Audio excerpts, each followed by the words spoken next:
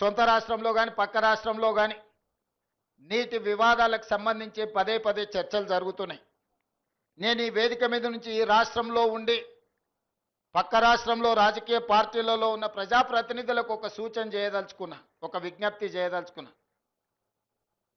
మీకు పంచాయతీలు కావాలన్నా నీళ్లు కావాలన్నా అని ఎవరైనా నన్ను అడిగితే తెలంగాణ రాష్ట్రానికి నీళ్లు కావాలని నేను కోరుకుంటా.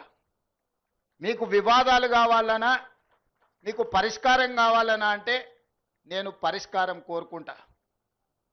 నీళ్ల వివాదం ముసుగులో రాజకీయ ప్రయోజనం పొందాలి అని మా ప్రభుత్వం, మా పార్టీ భావించడం లేదు. రెండు రాష్ట్రాల మధ్యలో ఉండే సమస్యల్ని శాశ్వతంగా పరిష్కరించాలి అని తెలంగాణ ప్రత్యేక రాష్ట్రాన్ని శ్రీమతి సోనియా గాంధీ గారు కాంగ్రెస్ పార్టీ ఇచ్చింది. కాబట్టి నీళ్ల విషయంలో వివాదాలు, నీళ్ల విషయంలో రాజకీయ లబ్ధి కోసం ఆలోచన చేయొద్దు. రాజకీయాలకు అతీతంగా మనం ఈరోజు ఆలోచన చేసుకొని పరిష్కరించుకోవాలి.